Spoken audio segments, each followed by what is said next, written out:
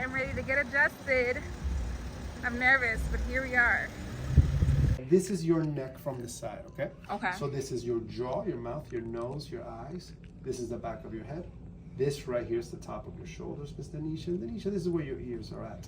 And the ears should always be right on top of your shoulders. Okay. This should be all the way back here.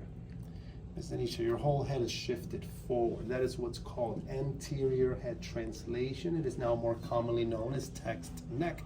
Because we spend a lot of time like this. Yes. On the computer, or driving, or working with our hands, higher than your right hip. Okay?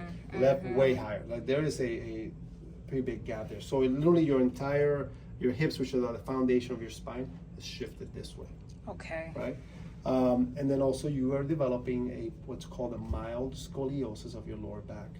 It's shifting this way to the right side of your body. So we need to straighten that out. So how does this affect your overall health? Remember that we talked that your brain, which is up here, communicates through the spinal cord and through nerves that come out of every single one of these bones right there. So take a deep breath in, blow it out now. Oh yeah, that was awesome. First adjustment. You never know what to expect. You always know. Does any how does that feel? It feels okay. Okay.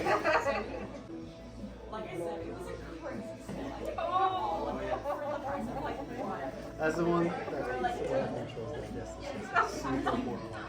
We saw that your left hip was higher than your right hip. Yeah. So we're gonna put those hips back in the correct alignment. Okay. So you're gonna rest your head right here. Okay. Yep. There we go. Okay. We'll put a little bit of pressure right here. There we go. That was it. That was really good.